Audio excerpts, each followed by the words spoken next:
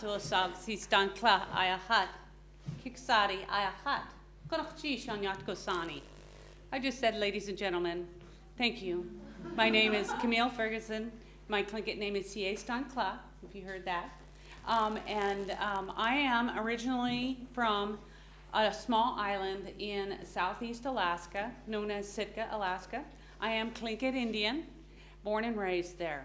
I represent my tribe, the Tlingit people, but today I represent all of Indian country.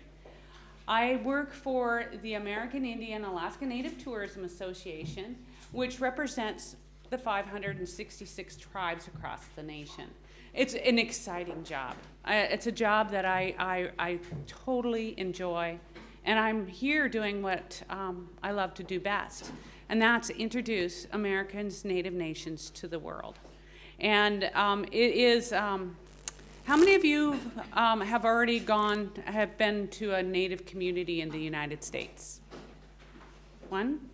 Which tribe? Well, it was in the States. It was in Canada. In Canada. Yeah. Very few people we're finding out know about the Native American cultures, and that you can go visit the Native communities. So I'm going to kind of go through a little bit of why we're doing what we're doing. Now, this is our mission. This is what drives IANTA and the 14 board members that make up the association, my board of directors. Our mission to define, introduce, grow, and sustain American Indian, Alaska Native, Native Hawaiian tourism that honors tradition and values. That's our mission. That's what we do. And so if you were to visit a native community that is part of the association, you're going to know that that's the mission that they also stand behind as well. Because one of the things that I think it's real important to share with you is our Native people want to tell their story. And the reason why you haven't heard, when you think of United States, very few people think of Native Americans. They think of New York City. They think of Disneyland. But rarely do they talk about the Chickasaw, the Miccosukee, the Tlingit, or any of the other 566 tribes. Well, that's because we are new into the industry of tourism. We're the oldest thing that America has, but yet we're their newest product that they feel that they would like to help us support in telling our story to the world of who we are and how we came to be, from our native languages, songs, and dance, and to our art. Now, we are, IANTA, the American Indian Alaska Native Tourism Association, is dedicated to the development of American Indian tourism that promotes authenticity of the cultural and the presentations of history. A lot of people have heard of the American Civil War. They read it in the history books. It's well documented. Well, what was real interesting, they had talked about the Civil War so much, but they never really gave it a thought that the Native Americans were part of that Civil War. And it wasn't until 2 years ago that there was an actual project that went that was actually in partnership with our national parks that actually allowed the Native Americans to be a part of, and that was to tell their story of how they were interacted with this Civil War. See, American Indians, Alaska Natives, and Native Hawaiians are tied to the land and the place, and because of that have always been a part of American history. It's just part of the history that hasn't been told. Well, you'll probably in the next few years, next 10 years, you're going to probably start hearing more about the Native Americans and part of the history as time goes on, because we're starting to tell our stories and wanting to share it with the world. Now, our association, the American Indian Alaska Native Tourism Association, as I mentioned before, represents the 566 tribes There's not just one or two tribes in America. There's 566 federally recognized.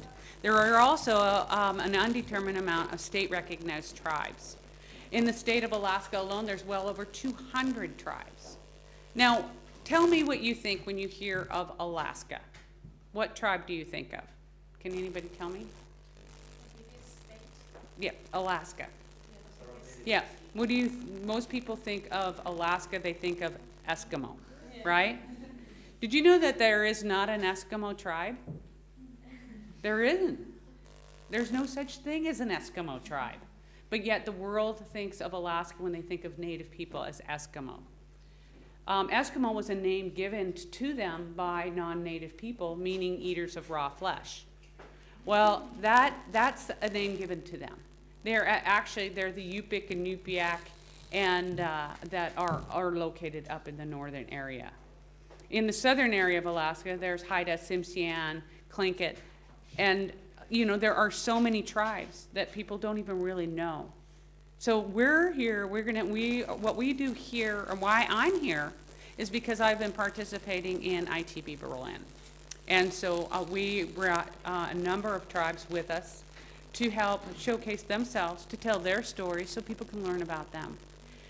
If you get a chance, please come by and see our pavilion. I don't know if you'll have an opportunity to go to ITB, but if you do, come visit Native America. The pavilion's beautiful. Now, this kind of will give you an idea. You see, if you look at, this is an amazing photograph, and you can Google this map, and you can print it for yourself or just look at it. It's a map of Indian country, and it kind of shows it actually demonstrates the deterioration of Native-owned lands. If you look at this little spot right here, this is about all the land that the Native people own now, and they're on reservations. So you can kind of see our land when Native Americans used to occupy a majority of the United States, how little we own now. But one thing that's really neat is that we are actually still promoting our cultures. Our cultures are still alive. Our language is still there. Our art is still there. And we want to share it. And one reason why we are really involved in the industry is because smaller communities or smaller villages, smaller reservations are needing to do something to help provide economic opportunities for their tribal citizens. They need to start bringing in revenues into these smaller communities so that they can sustain their communities. Well, there's an industry out there, a big industry. We can either let other people tell our stories or we can be a part of it. Well, we decided we wanted to be a part of it.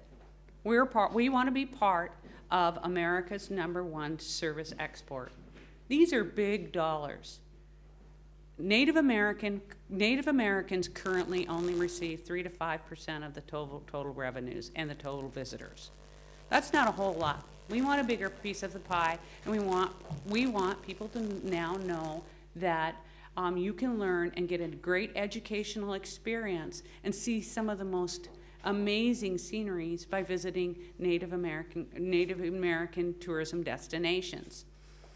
Now, when you start doing the math, and it's kind of fun when I kind of put this together, direct spending by residents and international travelers in the United States average about $2.4 billion a day. That's $101.4 million an hour, 1.7 million a minute, and $28,154 a second is spent.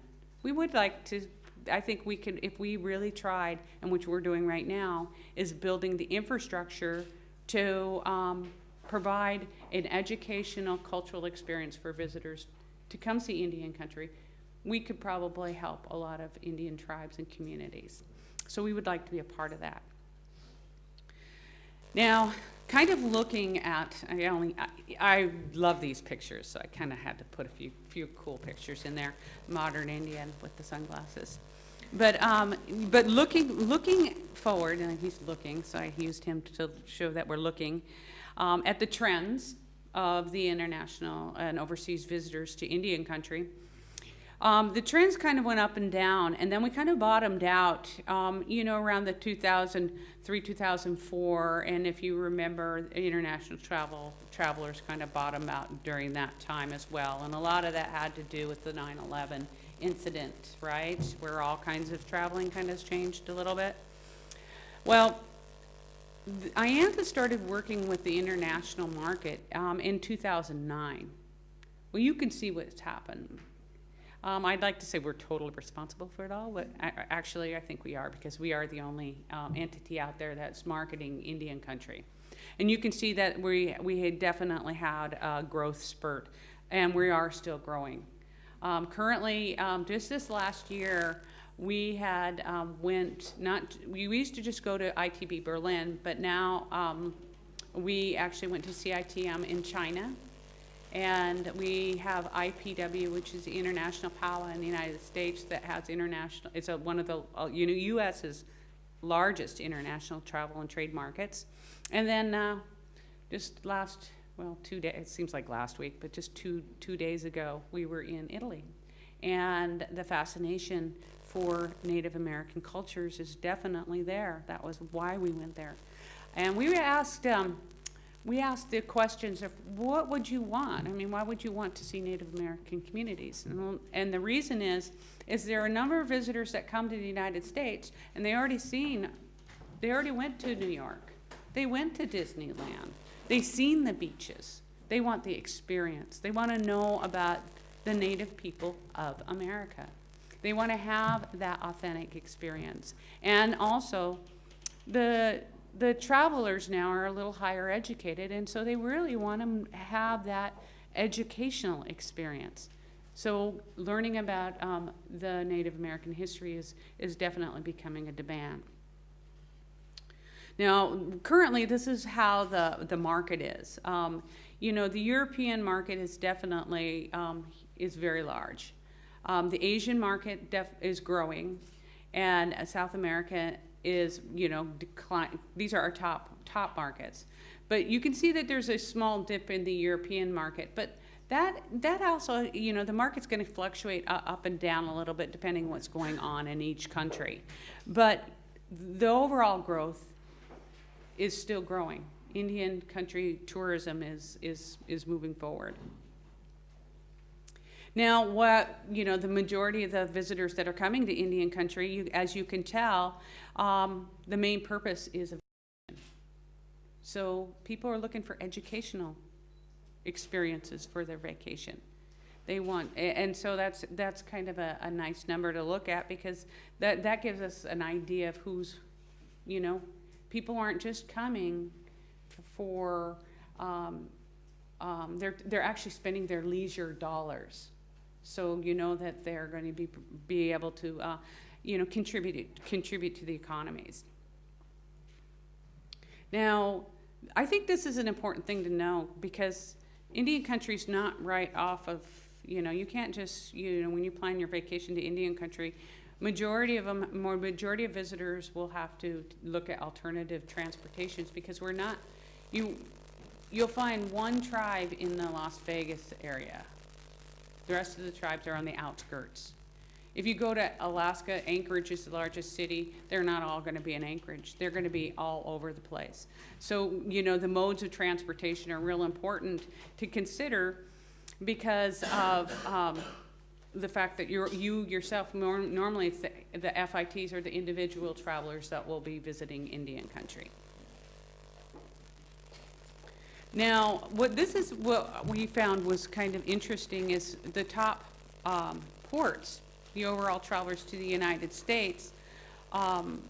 If you look at these, you can see New York, Florida, California, all your major named states. But the major ports are not the same for Indian country. Arizona, Utah, Washington State, and Colorado are. So people that are visiting the United States may not go to a main port. They'll be going to other main ports of entry to the United States. And this is real important. These slides were actually put together a lot for me to take to Indian country, so I can share with other to share with other tribes that are learning about tourism. Keep in mind that we're new. a lot of tribes do not even understand what tourism is. Our association goes in and educates them on tourism. So I keep these slides available so they'll know where the majority of visitors are coming into their areas. So they'll know what states to partner with, how to market who they are. So a lot of these slides may not pertain for you, but I just thought I'd share that with you because these are informational slides that were collected for us to help us grow the market. Now, this is what I found, I also find useful is what are the visitors like to do, compared to other places. Sightseeing, of course, shopping. Everybody likes to shop, right? But one of the new things that the U.S. Department of Commerce did is, one, they added a questionnaire, like if you were traveling to the United States and back, now they have a new questionnaire that asks you if you visited Indian country. And they always ask you what you do. If you do, please stop and fill those out because those are really important to us. But the nice thing to see that is growing is visiting cultural and ethnic heritage sites went from 16% to 54%. That is a huge jump. That in itself is telling us there is an interest in Indian country because that is what we definitely do. All these numbers have gone up that relate to Indian country. Visiting historical locations, 27 to 62%. Those are definitely numbers that are important to keep in mind as we start developing cultural tourism and the interest for Indian country. Now, this is something I had to throw in another picture. We do have a lot of really neat Native American pictures, so I have to share this. We can't do it alone, and that's why I put this here. We have to have our partners. In developing Native American cultures, we work with natives and non-natives alike. Our partners are helping us promote Indian culture, helping us perpetuate our culture, keeping our cultures alive. As you can see, when you looked at that map, you can see that our land base kind of dwindled. But Native American history, and I encourage all of you to kind of read a little bit about it. You'll understand why we are finding as many partners as we possibly can to help promote Native tourism is because it's a tool to provide economic opportunities for depressed areas, but also a way to perpetuate our culture, not preserve our culture. Preserving our culture is in a museum. Perpetuating it is keeping our art, doing our songs. The best way we can do that is sharing it and teaching others. By doing so, we're able to keep it alive. These partners are real important. Our largest partner is the Department of Interior, the United States Department of Interior. We receive a lot of our funding comes from the Bureau of Indian Affairs, and it's not regular funding, by the way. It's discretionary funding. It's what they have left over. So whatever they have left over, we'll try to utilize the best we can. And as most people realize, there's not always a lot of leftovers. But we've been working with the National Park Services. Almost everybody has heard of the Grand Canyon. That is, a place that everybody would like to go to when they come to the United States. It is breathtaking, but very, very few people hear about the Native Americans that are there. Very people didn't even know that there were Native Americans there. Well, we partner with the national parks, and on the projects that we're doing, we are actually providing a venue where there'll be a Native American interpretation center there. That's the movement that is going on. So you can see that is our partnership. I have one other real quick slide, and this is what we provide. Educational and technical resources for tourism development, research and data, creating and nurturing regional and national partners and international partners now, raising public awareness of tribal tourism, and we provide national leadership for tribal tourism. And we provide domestic and international market in order to help Indian country grow. So I'd like to also invite you, if you come to the United States and you want an educational experience, come to Sky Ute Casino in September. We're hosting a convention there that is all on Native American tourism and tourism development. My time's ran out. That was talking fast. Thank you.